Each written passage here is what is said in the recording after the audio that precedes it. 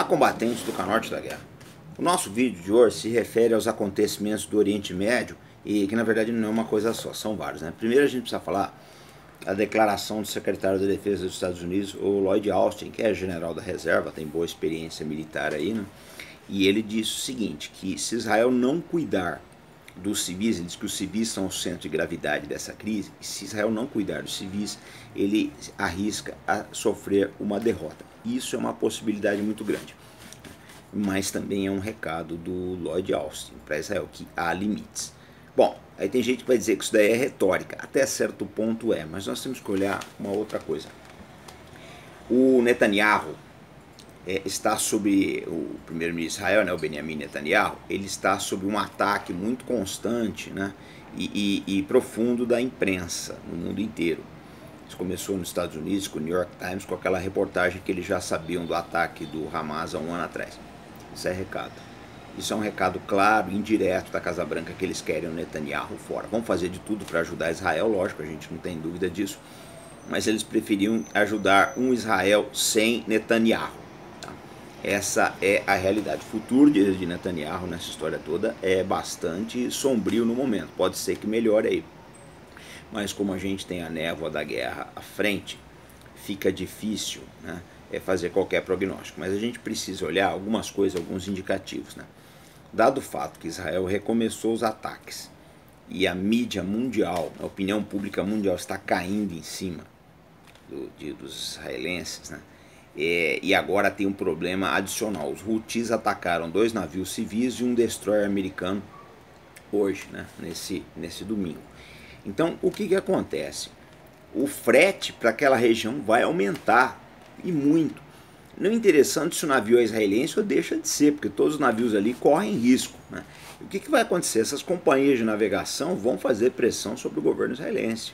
Essa é uma realidade. Os Houthis tinham parado de atacar os navios quando houve a trégua entre Israel e o Hamas. Então é mais um setor para fazer, né, pressão sobre Israel. Aí tem gente que fala, vamos fazer uma coalizão internacional contra os Houthis para atacar as bases deles, etc. Olha, gente, a Arábia Saudita e mais 9 países já estão lutando contra os Houthis tem quase 10 anos, não conseguiram nada. Se os Estados Unidos quiserem, e os Estados Unidos ajudaram bastante essa coalizão, se os Estados Unidos quiserem tentar outra aí, boa sorte para eles, porque na verdade os Houthis são a guerrilha mais poderosa do Oriente Médio hoje, mais poderosa inclusive que o temido Hezbollah.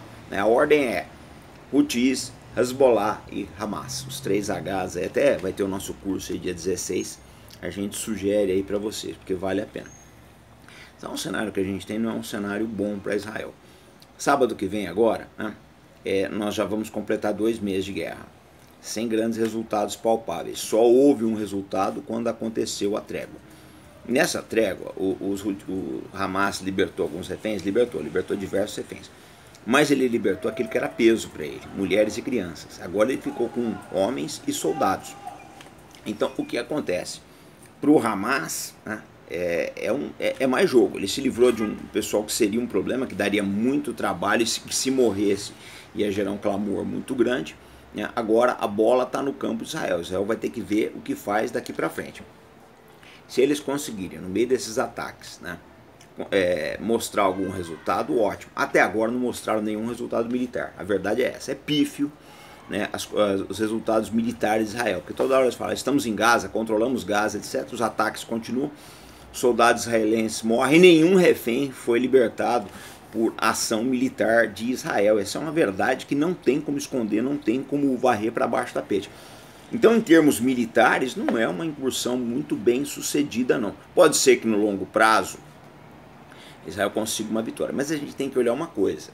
Agora vou entrar na segunda parte, né? A terceira, na verdade. Eles já estão falando em 1 ano de guerra. O problema todo é que essa guerra está custando para os cofres de Israel 270 milhões de dólares por dia. Isso num ano dá mais de 100 bilhões de dólares. O país não vai aguentar isso daí. Né? A guerra pode até durar 1 ano, Israel não dura. Vai ser muito difícil o país se manter em toda essa condição, até porque a tendência é os Houthis apertarem o cerco no sul, o Hezbollah apertar o cerco no norte, Israel tem que usar cada vez mais força aí na Cisjordânia, né? E a situação israelense ela se deteriorar bastante. no resto do mundo. Eu acho que os israelenses deveriam ouvir o recado do Lloyd Austin, né? E agora vamos ver como é que as coisas vão se comportar daqui para frente, né? Vamos ver como é que vai ficar. Os Houthis atacaram os navios. Até o momento nenhum navio tinha sido afundado, até o momento da gravação desse vídeo. A gente não sabe daqui para frente. Se algum navio afundar, a gente faz um vídeo extra. O pessoal fala, o destroyer americano está lá, mas o destroyer americano ele não vai conseguir impedir todos os ataques. E não bastam muitos ataques, né? Não precisa acontecer muitos ataques aí para o frete subir. Aí você pode colocar toda a marinha americana lá, mas com frete na estratosfera, com seguro na estratosfera, Israel está quebrado. Então uma coisa muito difícil, vai ter que segurar a água. O que a marinha americana está tentando fazer ali naquela região é segurar a água. Vai ser muito difícil trabalhar tudo isso. Israel realmente tem um problema grande nas mãos. Se há solução para isso, difícil enxergar, né? As próprias autoridades americanas, elas estão meio perdidas a respeito disso. Agora forneceram umas bombas aí para Israel, que diz que vão destruir bunkers, etc, né? Tem a bomba milagrosa, a escavadeira santificada, toda hora aparece um camafeu desse daí, né? Chega a ser ridículo a fé que algumas pessoas depositam nessas armas dito milagrosas, né? Eu ouvi falar de um monte de armas dessas milagrosas na guerra da Ucrânia, nenhuma delas fez efeito, a Ucrânia está indo pro buraco com todas as armas milagrosas que cederam para ela. Então eu penso que a única solução para Israel é uma solução política e diplomática. É a única solução. O Netanyahu é contra, o gabinete dele é contra, a parte da opinião pública é contra, né? Mas é aquela história, o Netanyahu não vai ficar no cargo para frente. Eu penso da seguinte maneira, o discurso vai mudar mais cedo ou mais tarde, como o discurso da Ucrânia já mudou.